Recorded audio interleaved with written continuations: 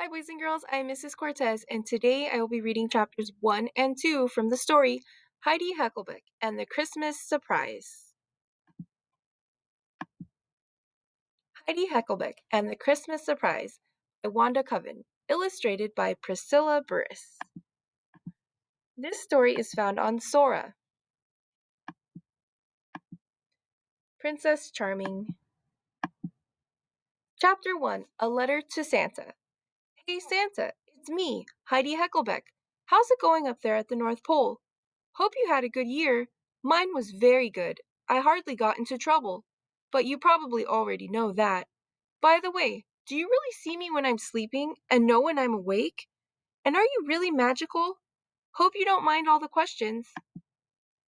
Now, I'd like to talk about Christmas. I only want one thing this year. Can you guess what it is? It's Princess Charming by Helen Cranston. Princess Charming is a witch in disguise.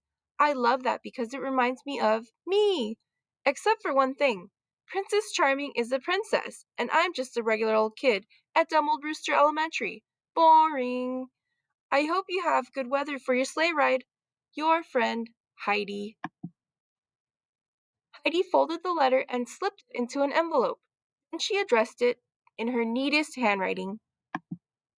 Santa Claus, North Pole, Alaska, 99705. Heidi stuck a Christmas tree stamp in the upper right-hand corner. She looked at the envelope. It seems boring, she thought. I'll have to make it more cheery. I really want Santa to notice my letter. Heidi opened her desk drawer and took out her rainbow markers. Then she drew a candy cane, a snowman, and a reindeer on the envelope. Done, she said triumphantly. My letter to Santa is ready. Now all I have to do is mail it. Heidi tingled with excitement. I hope I get that new book, she thought. Then she trotted down the hall to find her mom.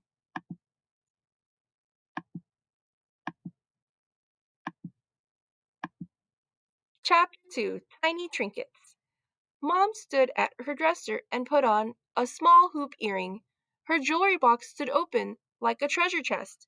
Heidi peeked inside. She loved to poke through her mom's jewelry. She waded through the trinkets with one finger and pulled out a silver charm bracelet. I've never noticed this before, thought Heidi. It's so beautiful. Tiny silver charms hung from a silver link chain. The bracelet had a pretty silver toggle clasp. Where did you get this? Asked Heidi, holding the bracelet in her hand. Mom looked at the charm bracelet and smiled. I got that for my 10th birthday, she said. I collected the charms for years. Heidi admired each tiny charm. Some of the charms had movable parts. Heidi tried each one. She opened the lid on an itsy-bitsy jack-in-the-box, and out popped a mini silver clown. She pushed the clown back inside.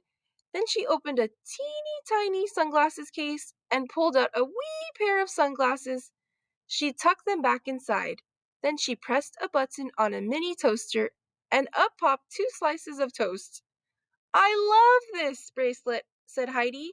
Mom brushed her hair and looked at Heidi in the mirror. It's one of my favorites, she said. Someday I'll give it to you. Really? Said Heidi, her eyes growing wide. Can I try it on? Sure, said Mom. Mom wrapped the bracelet around Heidi's wrist and inserted the toggle into a loop. Heidi held out her arm and admired the bracelet. I wish I could have it now, Heidi said. How about when you turn 10? Said Mom. If I give it to you too soon, it may slip off your wrist. Heidi shook the bracelet to see if it would fall off. It was only a tiny bit too big. She doubted it would fall off. Can't I please have it now? Asked Heidi. I'll go so bonkers if I have to wait that long. I'll let you try it on once in a while, said Mom. Then it won't seem like such a long time to wait. But always remember to ask for permission first, okay? Heidi nodded. Then Henry galloped into the room. Yee-haw! He shouted. Heidi's younger brother, had on a brown leather cowboy hat and a red bandana, and brown cowboy boots. Henry tipped his hat. "Howdy, partners," he said. "Howdy," said Mom. "Whatever," said Heidi. Henry noticed the bracelet on Heidi's wrist. "Where did you get that?" asked Henry. "In Mom's jewelry box," said Heidi. Henry galloped to Mom's jewelry box and looked inside. He pulled out a long strand of pearls and swung them around on one finger. "Can I use this as a lasso?" he asked. Mom caught the twirling pearls in mid-air. "Let's find you a piece of rope instead," she said. "Heidi, would you find one for your brother? We have rope in the garage."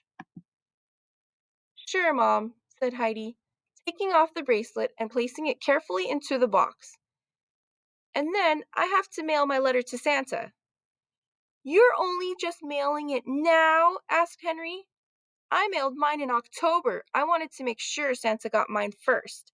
Heidi rolled her eyes. "Well, la-di-da," she said, pretending not to worry, even though she really did.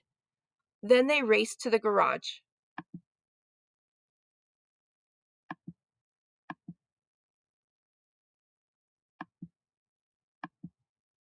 Thank you for listening. We'll continue with Chapter 3 next.